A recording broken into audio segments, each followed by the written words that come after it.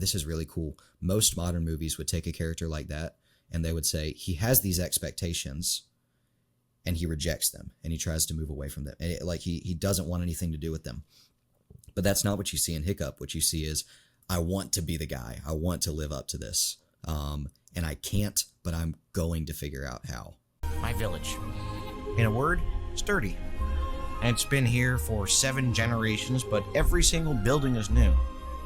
We have fishing, hunting, and a charming view of the sunsets. The only problems are the pests. You see, most places have mice or mosquitoes.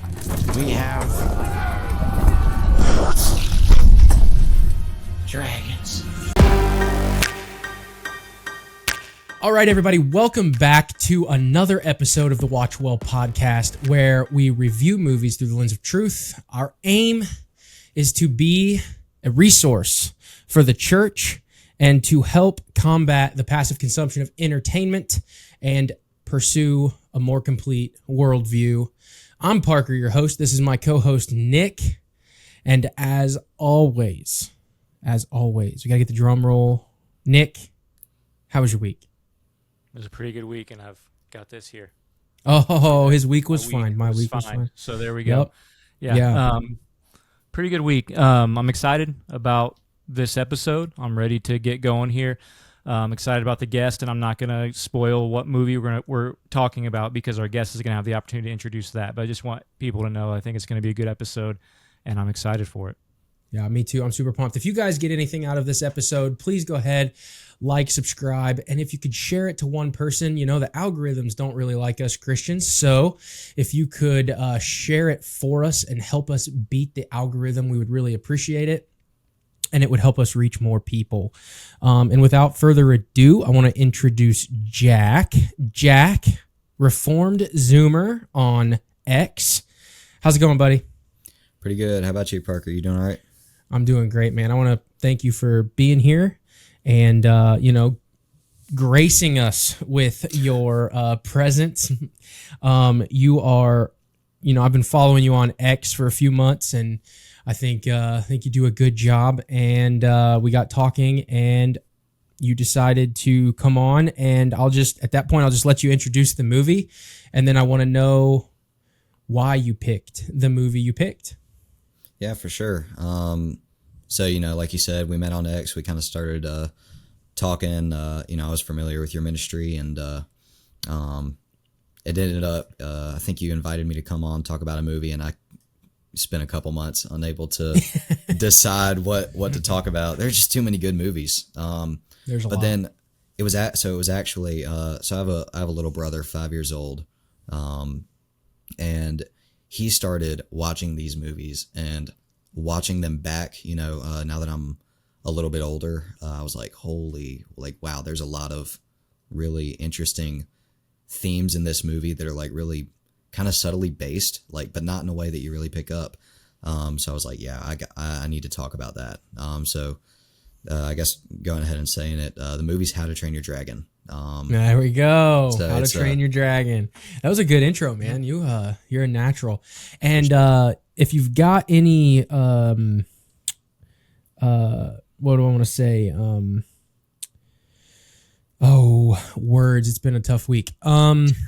Slang, like Zoomer slang, you might have to help Nick out on it. You might have to do some defining of terms. What are you trying to say here? What are you what? I say that as a joke because you're probably gonna have to help me too, because I have no idea what the kids are saying these days. Shubadi and whatever. It just doesn't make any sense. Yeah. And I'm sure that's what our parents thought when we started saying slang words. But you may have to help us. So if we're just staring at you and we don't know what you're saying, translate for us, please, so that we can keep up with you. Okay. Yeah, for sure. I'll try my best. Honestly, I found out most of the slang either from my little sister or from being on X. So we want you to know about the Dangerous Friends Conference that's happening in White House, Ohio on March 13th and 14th. Presented by Clear Truth Media, come listen to speakers like Michael Foster, Jamie Bambrick, Rosario Butterfield, Steve Deese, and Stephen Whitlow. Focusing on primary doctrine, the Dangerous Friends Conference is rallying friends of all different creeds and confessions within the Protestant box to embrace post-denominationalism.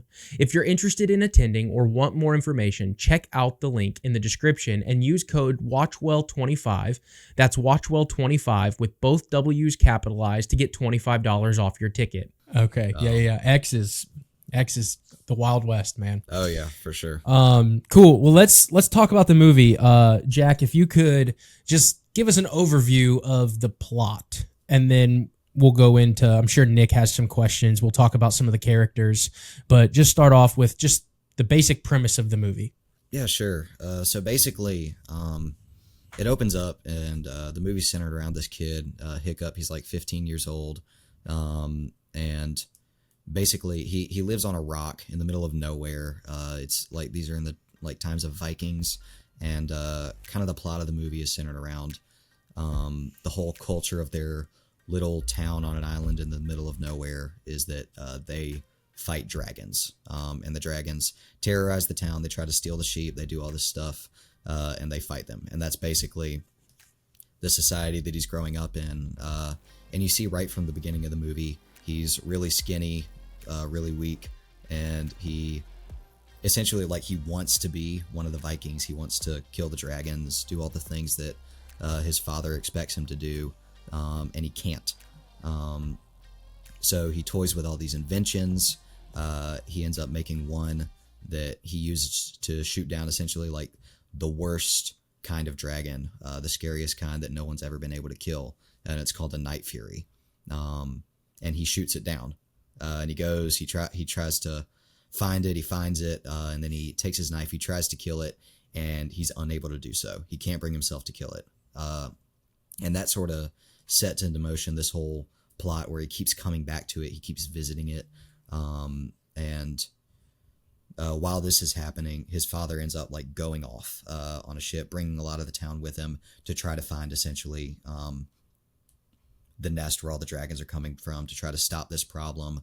And Hiccup, while his father's gone, is learning more about dragons. He's moving up in this school like with all of his friends, and he's becoming like the top of his class because he's learning so much about dragons, how they work, how they live, and he ends up being able, Toothless, when he that's the name of the dragon that he shot down, that's what he named him, but when he shot him down, he injured his tail. He makes a prosthetic so that he can fly, and then long story short, he learns to fly the dragon, and that ends up being kind of the only way to save the town from the nest that they do eventually find, that his dad finds.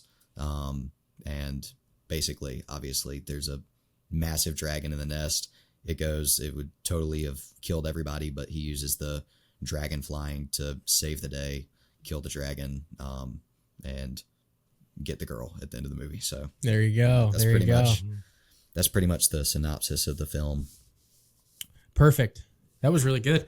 I think you touched on everything. The only thing that I would add that I think might be important would be early on in the film, there's a flashback where we are informed that a prior attack to the town, Hiccup's mother is killed. Mm-hmm. Yeah. So I think that's important. Yeah, that is going important.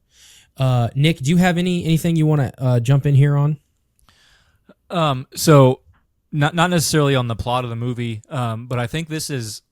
So I was already in my 20s when the original How to Train Your Dragon came out. So it wasn't really, obviously because of my age, it wasn't targeted at me. So I actually didn't see it for several years, but I do think that this is, for as popular as I think the whole series has been, and even with a TV show on Netflix and all of that stuff, it seems to be somewhat forgotten in like when talking about animated movies and family movies. And I think that's kind of unwarranted. It is very well done. It's a very good movie, and there's tons of themes that you can use for discussion and to talk about things and talk about life with, and obviously from there you jump off into whenever you're talking about life, you can bring in scripture and what is true and things like that. I think there is a lot there, and there's a lot to relate to for not only kids but adults too in this film. So it's just really good, very well done. I'm happy that you picked it because I do think it's a really good movie that's been forgotten a little bit from, especially compared to how popular it was at the time that it came out, I think. Yeah, I think. Yeah, for sure. Go ahead. I can't remember exactly how old I was when it came out. I think I want to say I was 5 when the movie came out.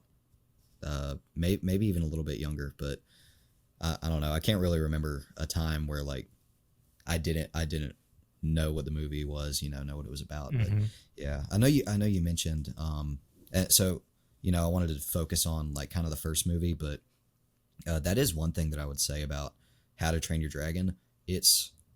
I can't think of any other movie or movie series that functions like this, but the sequels are just as good as the first movie. The series, I would say, is just as good as just as good as the all the movies in the trilogy. Like, it's just really well done kind of all the way through, which is really enjoyable because usually you get like sequels are either like a huge letdown or a series is just a way to make a quick buck. But it's actually like really, really well done all the way through with a lot of character development. Yeah, it would be interesting to sit down with you maybe another time and talk about the third movie, because that was my least favorite. I think everything you just said, I would agree with the sequel. But I'd be interested to hear your thoughts on the third, why you think the third movie follows, that it's as good or equally good as the first. Let's talk about the characters. Let's jump into the characters. What is your overarching thoughts on Hiccup? We'll start with Hiccup and then we'll do Stoick. So I think Hiccup is a really cool character because you can really like you get what he's going through. And I would say almost especially like young guys today, because Hiccup's dilemma is his father expects a lot of him, and what his father Stoick expects from him, Hiccup, is something that kind of came really easily to him. When he was growing up, he was always the big guy. He was always a dragon killer. And I almost think, like, not to get too political or into like modern culture or stuff like that. Oh no, you're good, man. That's what we do. But, right. I meant like not to trail off too much, but I almost think it's kind of like how a lot of the time it can be really easy to hear that same message of, well, just work hard, pull yourself up by your bootstraps and buy a house and have kids or something. And then guys my age are kind of left like, okay, yeah, that would be nice. But you do understand it's a lot harder for me to do that than it was for a lot of generations before us. So that's something that I would say like immediately strikes a chord when I look at Hiccup, is that he has these expectations placed on him, expectations that are really difficult for him to live up to. But and this is really cool, most modern movies would take a character like that and they would say he has these expectations and he rejects them and he tries to move away from them. And he doesn't want anything to do with them. But that's not what you see in Hiccup. What you see is, I want to be the guy. I want to live up to this. And I can't, but I'm going to figure out how. And that's just a really cool drive, where it's actually not this message of like, you're not good enough and that's okay. Just be not good enough and be happy about it, which is such a depressing message. Instead, it's this message of, I'm not good enough. I recognize that, and I'm going to be one way or another. I'm going to be. Yeah. So that's what I would say. Like, he's just really resourceful, and really intentional about trying to figure out where he's going and trying to figure out how to get there. Hey guys, real quick, taking a break from the episode, I wanted to update you on something. So we've got our new merch site up and running. Finally, it's been a labor of love. We've got designs back there for hats, hoodies, t-shirts, all kinds of stuff. We've got a blanket back there so that you can grab the person you most enjoy watching films with. You can cuddle up under the Watch Well blanket. You can watch well together with some popcorn. Head on over to vindicatedproductions.com. Check out the new Watch Well site. Buy some merch. Support the podcast so that we can keep bringing you guys really, really good content to ultimately combat the passive consumption of entertainment and bring a more complete worldview to everybody that enjoys movies. Thanks, guys. Really appreciate it. All right, now back to the episode. Nick? Yeah, he's it's almost like the runt in a pack of animals, and it's he can't live up to the standard or the image that literally every other male in his community presents. Like he just, because he can't be bigger, like he can't make himself bigger, he can't make himself stronger.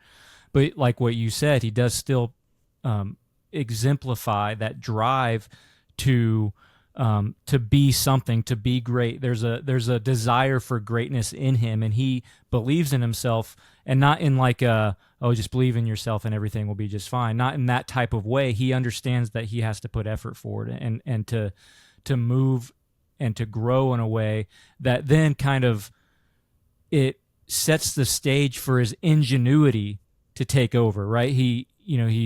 That opening scene when he actually does shoot down the dragon, it's the result of his ingenuity, right? He does it. He's learning to be a man, but differently than all of the men that he sees, right? He's still learning to exemplify some characteristics of manhood, but it's different than the image that he presents, and he's got to figure all that out as he's going through this process. Mm-hmm. Yeah, which makes him super relatable. So, Jack, I completely agree. He's like just a really relatable character because every son in the history of the world knows what their dad's shadow feels like. Yeah. In some way, shape, or another. I mean, obviously, there's people out there that don't have dads or but if you have a dad, one way or another, you know what that feels like.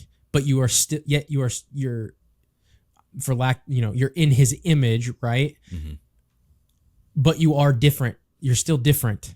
Right. So you have to. It's sometimes it can be difficult to chart that course to where you're blending both of yourself and not just trying to become something you're not. Your dad or whoever, grandfather, whoever that is. That primary male figure in your life. Mm-hmm. So I completely agree. What's your take on Stoick? Stoick, I think he's a boomer, and I mean that like half as a compliment and half like he's very in the sense of he's very set in his ways, and he's like, this is what worked for me, and it's what's going to work for you. You just need to be big and strong and kill the dragons. And Hiccup is like, dude, that sounds amazing. I'm not that. I would love to, but I'm not that. And it's almost that it's this disconnect where you constantly see, and it's really cool because the movie. So I don't know if y'all knew this, but they got the cast to record all of the parts together all at once. I did know that. And yeah, so that's pretty cool. All of the dialogue is like super dynamic. It's not like pre-recorded stuff. Like they're all building off of each other, and it's really subtle, but it really shows up. And I think some of the places where that really shows up, the father-son moments between Hiccup and Stoick are just so awkward because there's that disconnect there where he wants to be a good dad and Hiccup wants to make him like proud of him. He wants to be a good son. But there's just that disconnect. And I think Stoick is kind of that example of someone who really, really, really means well. He really wants to do good by his people. He loves his people. He loves his son. But even when everything points to maybe a different solution, a better solution, he's averse to it. It's new, he's skeptical, stuff like that. It's not something that he's used to. But yeah, I think Stoick is kind of that picture of, and I don't mean to like downplay his character. Like, he really is kind of a picture of masculine virtue. He's a strong leader. He's a very obviously like strong, massive dude. But yeah, it's a really simple character on one hand. Like, he's just the big sort of emotionally distant dad. But on the other hand, like, that's kind of what makes him so complex, is that like how that affects his relationship with his son, essentially. But yeah, I would say that that's basically it. He's a very serious guy, very set in his ways with very high expectations, who does want to be a good dad and does want to do right by his people. Yeah. He never wavers in his mission. It's really all in his name. It could have used like there's a few movies that do similar things with the way that they name characters. Like, I think I've only seen it once, but there was a movie in 2020 called Tenet where the main character is literally called protagonist, right? That's the character's name. And you could say with this one, Stoic, like everything you need to know about that character is in his name, and it's very straightforward. But in a way, it makes it easier to relate to. He doesn't waver. There's not a lot of, the only really time he shows any type of extreme emotion is when he's telling Hiccup that you're not my son, like after the huge disappointment and all of that. There's just, everything you need to know is in his name. Yeah. Yeah, this will be interesting because I'm gonna in my I guess as we get into more of the scripture stuff, I'm gonna pick on Stoic a little bit. So it'll be interesting to see if we collide a little bit in our takeaways of him. But not to give too much away now, I'll say that I see him trying to be a good dad, and he's doing the best he can. But the entire reason he wants to fight the dragons is solely because he's afraid of them. Yeah. For what they took from him. Yeah. And he's hit, everything he does is operating in fear. Yeah. And so you're right. I agree, Jack, that everything he does is he's masculine. He does what's needed of him. He's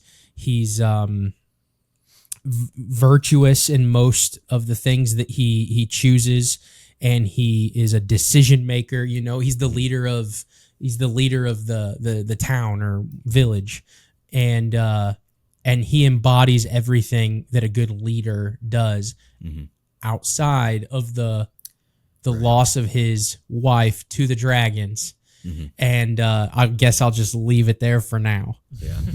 And that, if you have something to say, go for it, Jack. Yeah, I was going to, in relation to that, and maybe we can talk about this more later, but I remember that, I can't remember it word for word, but the Chesterton quote that's something about like the good soldier doesn't fight because he hates what's in front of him, but because he loves what's behind him.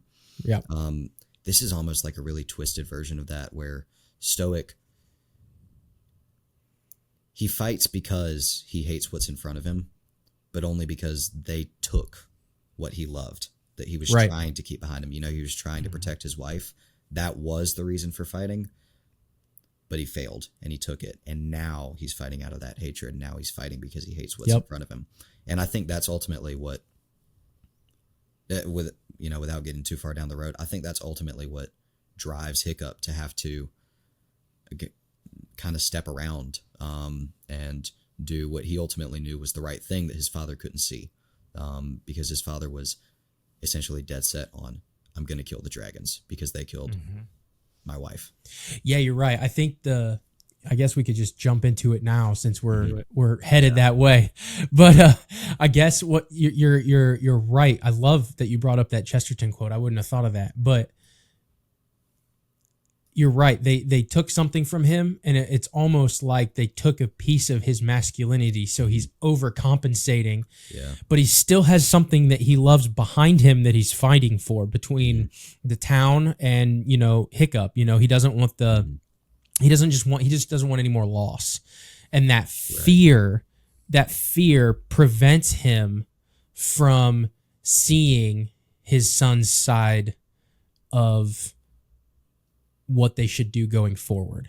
And that fear, it's, you don't know yet, you're too young. It's that you're still learning, and you haven't seen things you haven't seen the dragons the way I've seen them, like what they're capable of, because you don't you have, very few memories of them taking your mother and all of these different things. Right. So, you can absolutely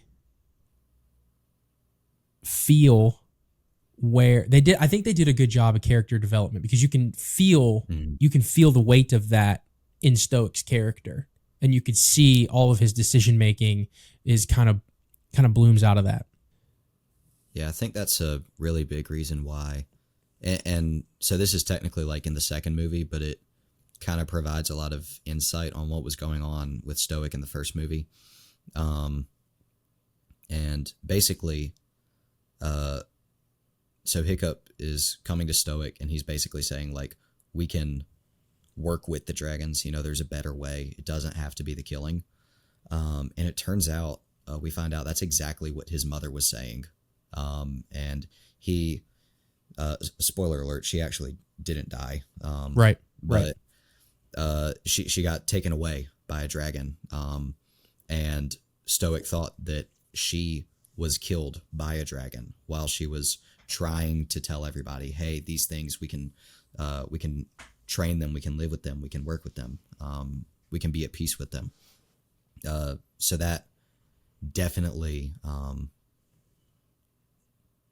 that was definitely something he wasn't about to go through again. He's like, I'm not going to lose you too, not the same way. Which almost makes him even more closed off to those ideas that Hiccup's having. Nick, anything? No, just keep going. I'm enjoying this. I can just sit here and listen and listen to you guys talk. Okay, so with that being said, let's talk about how important it is. I want to get your guys' thoughts on how important it is as men.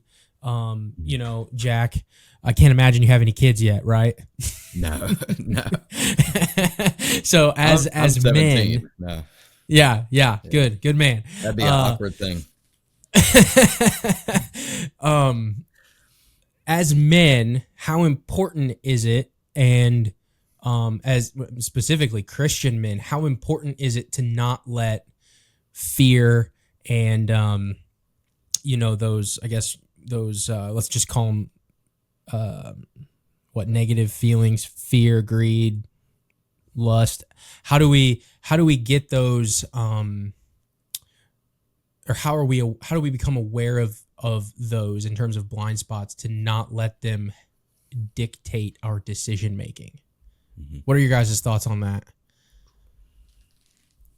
And I know that's kind of a big one, but that's what we see in Stoick, right? So he's got this fear. His perception is that, these dragons took my wife, and I'm going to go kill every single one of them because they're not going to take my kid, and they're not going to hurt my town, and I'm responsible for the town and my son, and I'm not going to let them beat me anymore, take away from me anymore. So that fear. And then while that's happening, he's got his son trying, hey, Dad, why don't we think about this a different way? And he's just completely blocked off to it. Yeah. How do we, whether it's a friend or, a brother in Christ, how do we not let that happen? When it's in the context of the type of, this is almost going to be a non-answer, but when it's in the context of that type of grief and that type of struggle, sometimes it's not even possible to recognize it in the moment. Sometimes it's like right there in the midst of it, when you're actually going through it, you are so convinced that you're moving in the right direction that I think that's what you see in the movie is just like this. it's not necessarily that he didn't want to listen, it's that he couldn't listen. He was so convinced of his own way that until he has this huge moment where everything he thought was true is proven to be no longer true, like he's just going to keep going. And I think you have to be incredibly aware of your own tendency to trust your own perception of things. And I guess, talking about being a man and a father and all of those various things, having a position of leadership has to come with a level of humility and believing that you don't always know the exact way to move forward. And even when you think you do, you still might not. And that doesn't mean you can never be confident in your decisions, but there's a healthy bit of, okay, I just heard something different than what I was thinking. Maybe I should consider that for at least a second. Maybe I should consider that before moving forward. And especially when it's somebody you love and care about. But that's what initially comes to mind for me when you presented that question. What do you think, Jack? You got anything? Yeah, I mean, I think so. We have the benefit of the Holy Spirit, right? And Stoick obviously didn't have that. Obviously, like totally different fictional universe, but it is a real thing. We have the Holy Spirit, and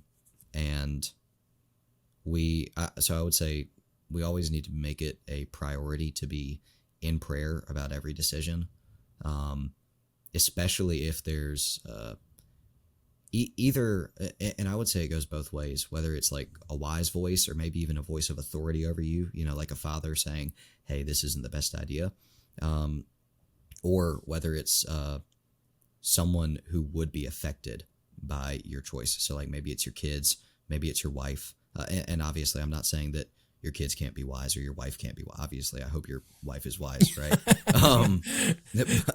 But I guess if she's not, it's your fault, right? Yeah, kind of. You're bad picker.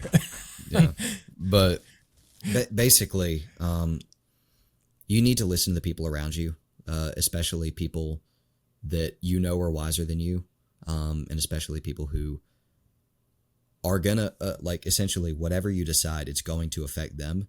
They're gonna have some kind of perspective on that you might not really get. So if those voices are telling you something different than what you're thinking, be in deep prayer over that, because that could be God working through those people to bring about a change of mind. But besides that, I would say it is a really, really, really hard thing, like to kind of work past our emotions. I know that we're like fans of saying things like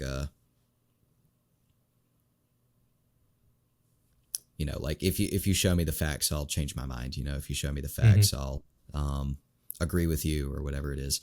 But at the end of the day, I really don't think people work like that.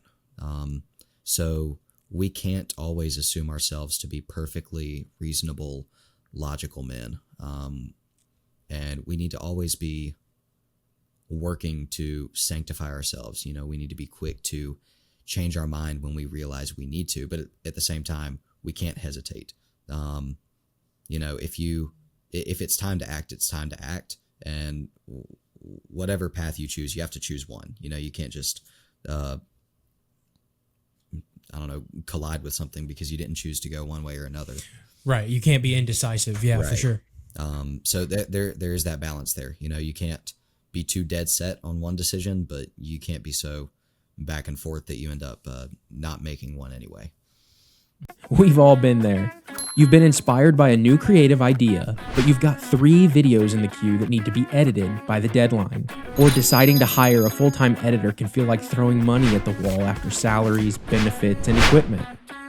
It could leave you frustrated and be a burden on your content schedule when editing stacks up. We want to help you bridge the gap. It's really simple. Log into your dashboard, sync cloud drives, and send us your raw files.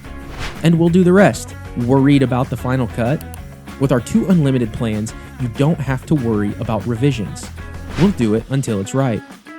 We keep you in the driver's seat as content creation depicts the creator. Log into your project management dashboard via Notion for direct, instant communication and watch your project reach each phase of editing until completion. You create, and we just do the work.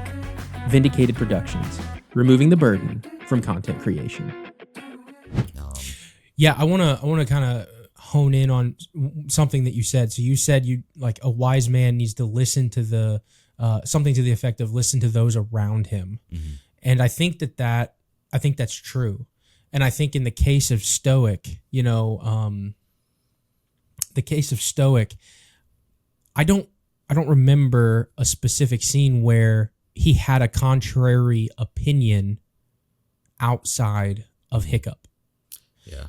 So as a leader, we need to go forth exactly what you said, Jack, and we need to make sure that, whether it be, a trusted brother in the faith, or a pastor or an elder, or somebody that would likely have maybe a contrary opinion or a different perspective, so that you could always just re-examine yourself, because Stoick didn't have that. And then when his son brought it to him, it's oh, well, you're my son, you don't understand, right? And then that was his downfall, right? That was the downfall, right? Do you have something to say? Go ahead. Yeah, I mean, that's why the scriptures say, there's wisdom in a multitude of counselors. Right, absolutely. And I think that's absolutely true.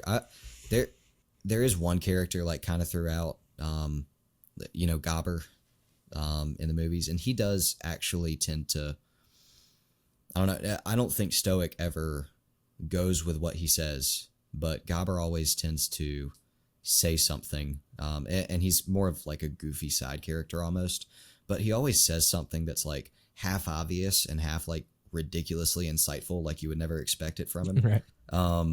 And it just makes like everyone around him kind of like hesitate and go like, wait a minute, like he might have a point there. I don't think that it ever ultimately causes Stoick to change his mind though. But there is that, having like a trusted friend who'd been by him like kind of all his life, and especially I think a personality like a Gobber, because you kind of see all the way throughout, whether he agrees or disagrees is almost irrelevant. He's going to ask questions, and he's going to like try to get you to grapple with whatever alternative there might be. And I think that it's always good to have friends like that, have people who are going to, yeah, for sure, push you. So like, maybe I'm like, I don't know, maybe like struggling to try to figure out something, or defend a position, and my friend who agrees with me is going to like play devil's advocate, right? Because that's how iron sharpens iron. But yeah, I think that's definitely true. Stoick didn't really have any sort of system of accountability, and that did ultimately lead to his downfall. Yeah, for sure. Yeah, that's all I've got on Stoick and my takeaways. I wrote I took some notes here on some, scripture verses. Let the wise hear and increase in learning, and the one who understand obtains guidance, Proverbs 1:5. And I've got 3 other ones that I'll post probably down in the description if you guys want to, check those out, the viewers. Jack, what was your main takeaway from the movie? I'm not gonna lie, my main takeaway was like no blackpilling, like no more doing that. Like there's hope. Hope is a Christian virtue. We are obligated to have hope, and you kind of see that throughout the movie. That Hiccup, like even when things like kind of suck, he's always almost playfully, like jokingly pessimistic, like, oh great, everything's going wrong, but he never gives up. Like he never gives up. He's always like, everything kind of sucks right now, but I'm going to keep working at it. I'm going to keep going. And ultimately, and we didn't talk about this a whole lot, but I think one of the most subtle but profound things about that movie was a side character, basically this girl who's way out of Hiccup's league, that's established at the beginning of the film, Astrid, and he has a huge crush on her. And what ends up kind of, I guess, like winning her over, he kind of stops trying to impress her and actually starts doing something, and that impresses her. Shocker. And ultimately, like, he shows her the dragon, they go on a flight, it's all great. And she said, they find the nest, they find the dragon's nest, and she's like, we have to tell everybody, this is what we've been looking for. And he says, no. And I remember this scene really vividly. But she says, so you're really going to, I can't remember exactly what she said, but she says, you're really going to keep this a secret. You're really going to like hide what we've been looking for all our lives to save your pet dragon. And he says, yes. And she just kind of pauses for a second and says, okay, so what do we do? And I think, I don't know. It's like, it's a really, really based move, because it's like on the outside, she kind of seems like the girl boss character, swinging an axe around, but she very quickly submits to the man who has a plan. And I think that's Hiccup's like kind of strong point, because he does the same thing with like the other teenagers around him at the end of the movie, kind of rallies the troops. And that's kind of the through line, is that Hiccup may not know the answer, but he knows what needs to happen, and he knows that he's going to try to figure it out. And I think we all need to have that drive. We all need to have that hope, especially as young men, especially when we're disadvantaged, because that's when it matters most.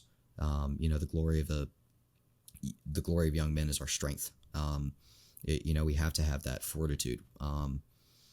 And we need to be able to, like, even when things kind of suck around us, like just the situation isn't ideal. We need to be able to say, I may not have all the answers right now, but I'm going to take the next right step forward. I'm going to take the next step in the right direction, and I'm just going to keep moving from there.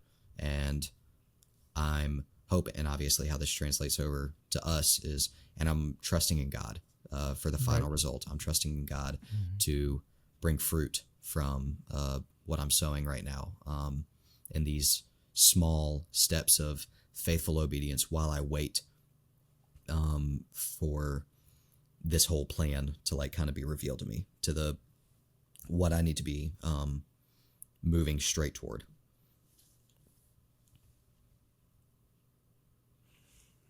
Man, that's good stuff.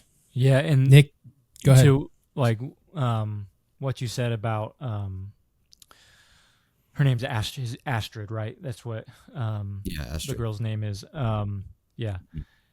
She's instantly attracted to the fact that he has a purpose that is bigger than her, right? Like, and I mean, just basically just restating what you said, but it's just, as soon as she sees that in him, instantly she's willing to follow. He didn't have to coerce her. Yeah. He didn't have to make it seem like something that she should be in. Like, he didn't have to do any convincing. All he had to do was be genuinely convicted and move forward. And when she saw that, she's like, yes, I'm in. So yeah, that's really cool. To kind of go along with some of what you said about, your takeaways, what I see is a little bit of what Paul says to Timothy. 1 Timothy 4:12, let no one despise you for your youth, but set the believers an example in speech and conduct in love and faith and purity. And,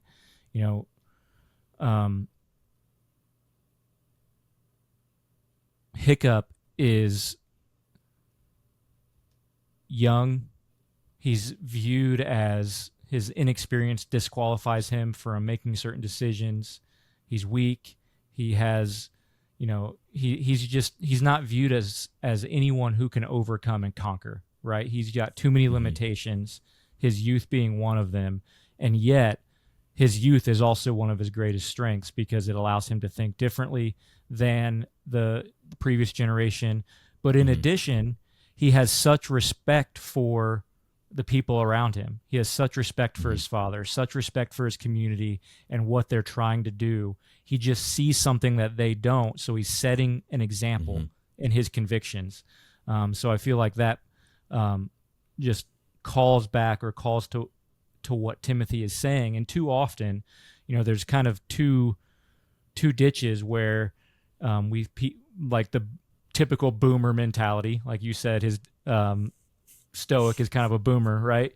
Is if you're young, you're stupid. Like you're just dumb. You're automatically dumb to me. You offer no value to the world. It's like I'm a millennial, and we were all lazy. Like we were all lazy, didn't want to work, and all of those things. So that was the picture of millennials, and from the generation before us and before that as well. But no, being young does not eliminate you from pursuing righteousness, from pursuing good, from having conviction and moving forward in that conviction. And Hiccup's just a great example of that. Mm-hmm. Yeah, for sure. Okay, Jack, what's your favorite part of the movie? Man, I gotta say, the test drive sequence. So you can YouTube that. Just How to Train Your Dragon test drive. But so this it's probably one of the best scores that I've ever, out of pretty much any movie that I've ever seen. Maybe Lord of the Rings beats it, but even then, it's really close. Because the theme writing is so simple. From the beginning of the movies, from the beginning of the movie, all the themes are established. You have Hiccup, you have Burke, you have Toothless, you have Astrid. All the themes are established in that first opening sequence, and throughout this test drive sequence, it's the first time that Hiccup is flying Toothless, and he's trying to figure out how to work the prosthetic tail, the pedal, and yeah, because it's a complicated thing, and it requires him to operate it. Toothless can't fly by himself, and it is so cool how they take the two themes, Hiccup and Toothless, and they tie them together, and it's like conflict the whole time, where one is trying to overtake the other, and then there's this crazy part of the scene where Hiccup drops the cheat sheet that has all of the pedal positions on it. He drops the cheat sheet, they start falling.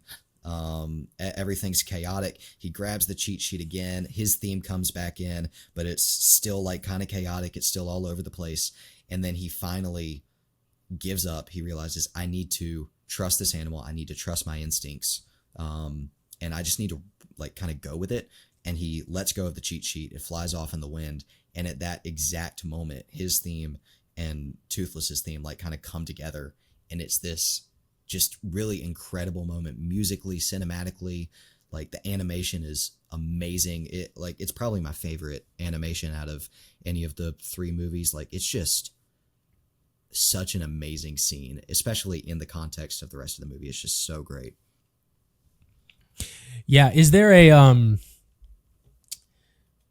this is just off the cuff, so if you guys don't think so, you can say that it's dumb or whatever, but is there, you've got the dragons, and then you've got the Vikings, and the Vikings are trying to kill the dragons, but then you've got this one Viking that gets the dragon to become part of himself. Mm-hmm. Is that a parallel, or could we draw anything from that, from our perspective as Christians and evangelism?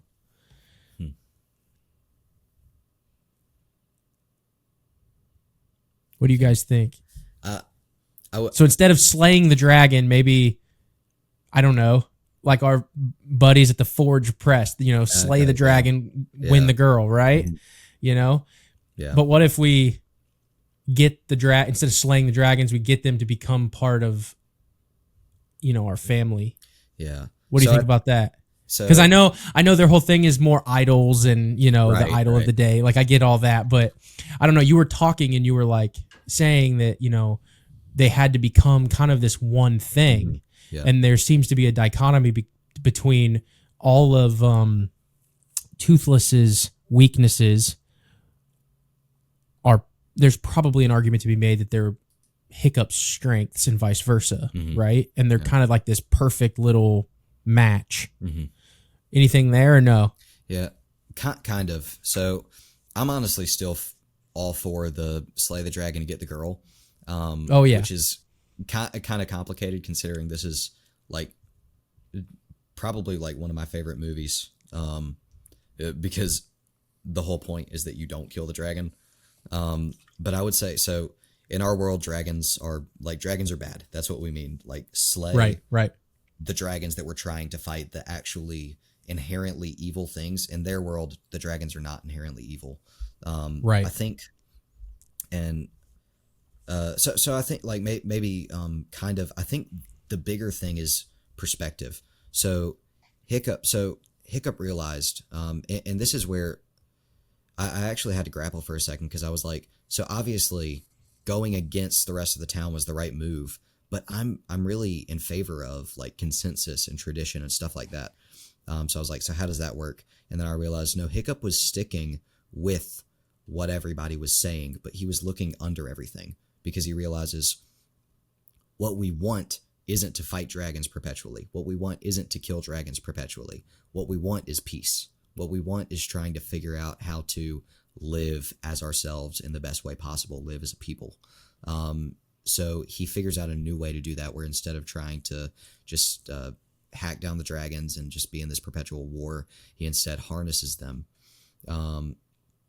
Now, what you said about the two of them becoming one, I think it's really interesting, because I think that's one of Hiccup's very few flaws, is that he becomes very, very dependent on the dragon, on Toothless. And you kind of see that, especially throughout the second movie. And you see, without like going into all the plot points, there's a point in the second movie where Toothless is taken away, and he kind of has to overcome that. He's like, oh shoot, who am I without this dragon? And then the third movie, that's the whole premise. And that's the third movie. I can't say it's my favorite movie, because it's only my favorite because of how the series started.